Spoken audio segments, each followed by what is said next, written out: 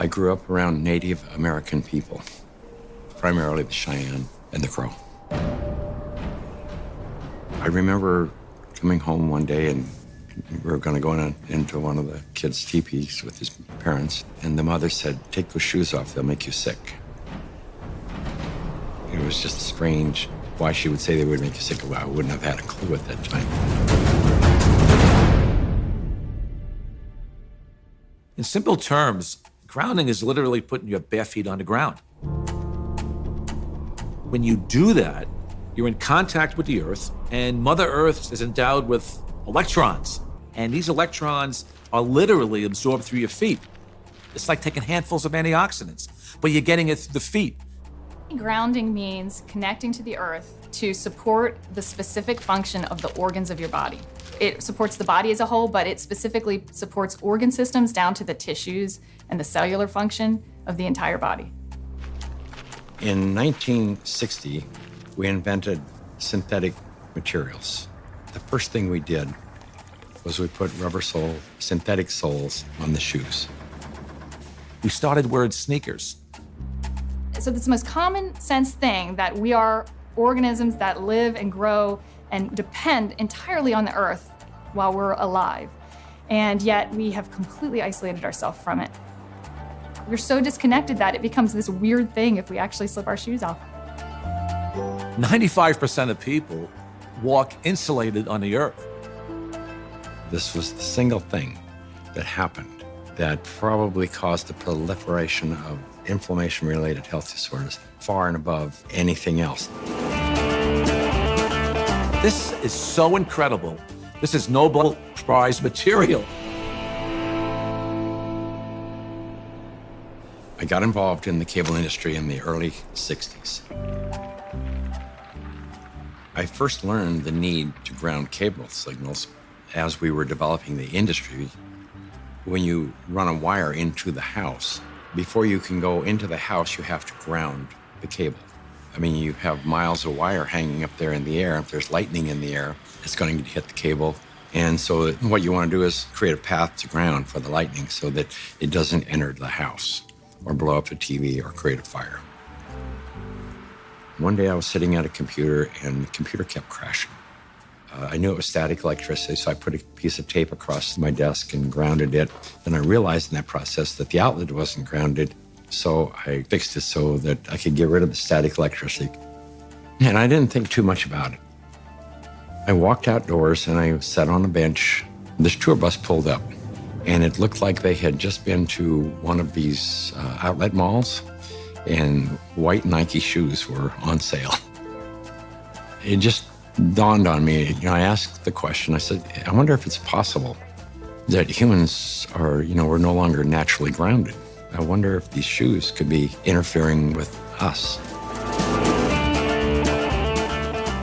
So that night, I went to the hardware store and I bought a roll of metal duct tape. And I just taped it across the bed. I threw a wire out the window and it had a ground rod outside. I connected to the ground rod on one side, connected to the metal duct tape that I had laid on the bed. So when I laid down on the duct tape, I was like grounded because it was connected to the earth. I woke up the next morning and I thought, holy cow, there's something going on here, because normally for me to go to sleep, I had to take Advil. So I tried to find out what I could. The internet was hardly anything. This is back in '99. Went down to the University of Arizona into one of their medical libraries, and there was nothing. And in fact, I even tried to find the cause of chronic pain. The cause of MS was unknown. The cause of arthritis, unknown. They didn't know. Nobody knew. So I thought, well, I'll go out to LA. I'll go to UCLA and ask them. They pretty much laughed me off campus. They said, you expect us to believe that somebody's going to put a nail in the ground, tie a wire around somebody's toe, and it's going to make them sleep better? They said, get out of here. Go away. You're nuts.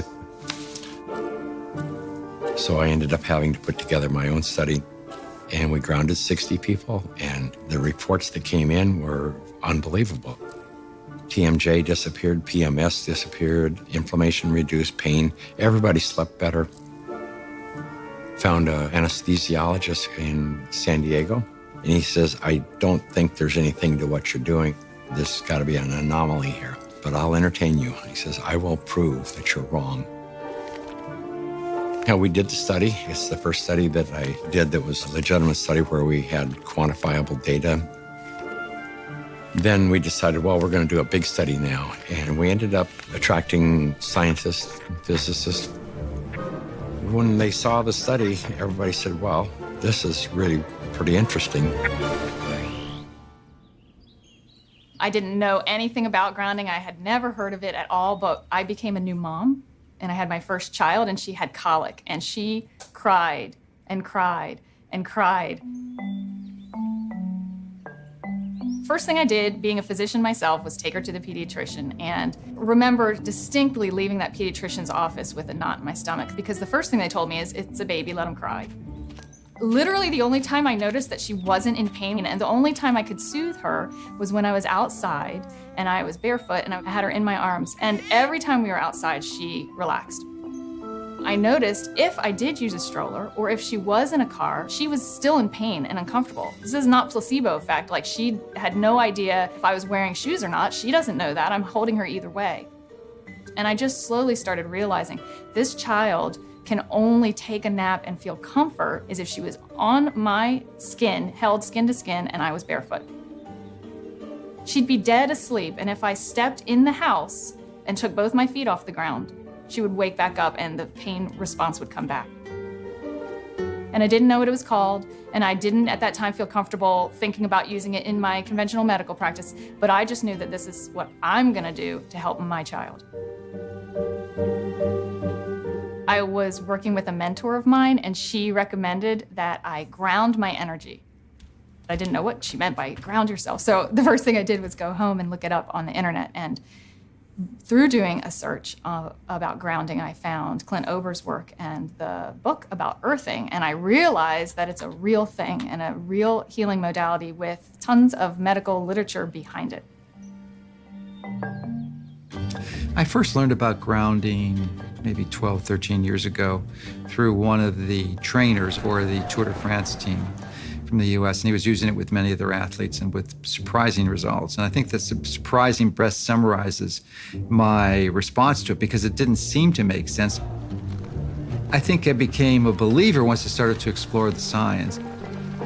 If you take a microscope and you look at a piece of wood and you go down, down, down, all of a sudden, there's nothing there. There's molecules, but they're not even connected. What's holding them together? What's the force that's holding everything together?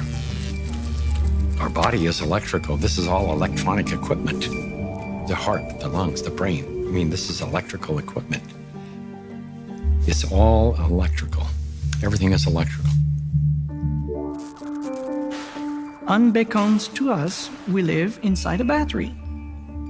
The surface of the Earth is charged negatively, and the ionosphere, which is a layer of the atmosphere about 60 miles up, which is ionized by the sun, meaning that the rays of the sun are so strong that they split the molecules into a positive charge and a negative charge.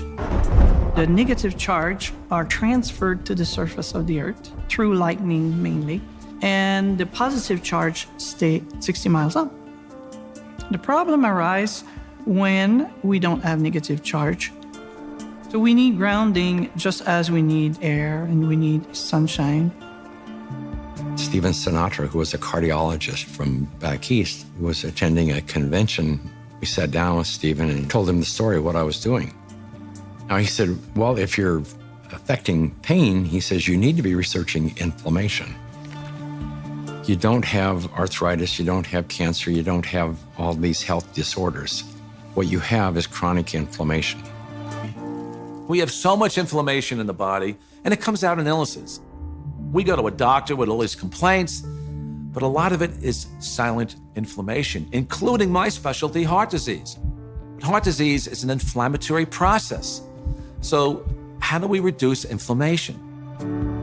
Inflammation is produced by neutrophils, which is a white blood cell. You have an injury, you have a damaged cell. And so these white blood cells come over and they encapsulate the damaged cell and they release reactive oxygen species, which rip electrons from the damaged cell and that destroys the damaged cell. If there's not enough free electrons there to reduce the remaining radicals, they're going to steal an electron from a healthy cell and in the process damage it. Then the message goes out to the immune system and another neutrophil does the same thing, eliminates that cell, and then you end up with a chain reaction. ATP is short for adenosine triphosphate. It's the energy currency of the cell. So we're bioelectrical beings. That's the currency of our body. That's how it works. That's how we run our biological systems, is by generating this electrical energy that's transferred. And when we connect to the earth through a conductive surface in some way, there's a transfer of electrons that slowly go into our body. In situations where we are insulating ourselves from this surplus of electrons into our body, we're going to get the absolute opposite. So instead of having low levels of inflammation and a thin blood, we'll have thick blood that's more likely to clot, and our levels of inflammation tend to increase. You could take anybody who has chronic pain. It doesn't matter who they are. It doesn't matter what's wrong. And ground them, and you're going to have a significant reduction in pain. You're going to stop the oxidation or the inflamed portion. That stops almost immediately. Then the body can heal and return to normal. And healing generally is improved by 60, 70%. If inflammation is the cause of all these health disorders, then I know that not grounding is the cause of inflammation, because if the body is grounded, you can't have inflammation. Can we measure the effects reproducibly? The answer to that is yes. We now have 20 studies. There's 21 published studies in the medical literature on earthing and grounding. And this is peer-reviewed stuff. In simple terms, what earthing does is literally, it quenches the fires of inflammation. And if inflammation is the source of all root illnesses, including Alzheimer's disease, cancer, heart disease, diabetes, I mean, the list goes on and on. If you can impact inflammation and, squelch it, kill it, stop it, we're going to be healthier beings. So, why hasn't it caught on in mainstream? I can only say it will. There's a well-established, traditional, conventional system that relies on expensive intervention. So they'd like to perpetuate that, and they're not too interested in having some competition coming in for a lot less expensive to sort of sabotage their profit levels. Because their goal isn't to help humanity. Their goal is really, as corporations, is increase their profit. The question becomes, how much of an influence has lack of grounding been in the epidemic of disease that we have? Is this grounding a factor? The light switch went on, and I thought, we're doing things completely backwards here. A typical day for a child is completely ungrounded. Most children wake up sleeping on a bed that was not grounded in a house or a building or on a floor that was insulated from the earth. And then they go immediately into a classroom that's insulated. And even on recess, in the recess period, they go outside and are literally fenced in and they're paved with asphalt. And then they have after-school activities, which are either indoors or if they're outdoors, they are literally required to wear protective gear. Even if they're exercising for 2 hours after school, 100% disconnected from the earth. And then they go home and they go inside and they eat dinner and they do homework all hours of the night, and then they pass out in an ungrounded bed. So that's a 24-hour period of time completely ungrounded, and that goes on day after day after day. There's a resistance to integrating novel thoughts. And many times new ideas aren't implemented until the people who hold the counter opinion die. The good thing about grounding is that you don't need a doctor to tell you to do it. You do not need a physician to recommend it to you. You can try this anytime. It is your birthright because you live on the earth. I ground every day. Hey, I want to be connected to the earth as much as I can. I would say about 95% of the day I am grounded because I believe it's just a no-brainer. Go outdoors, take your shoes off, stand barefoot on the earth, or sit on the earth, put your feet and your hands on the earth, and you will instantly notice the pain and inflammation begin to drain from your body. I got my life back is probably the most common refrain that I hear. Thank you, I got my life back. I got my life back.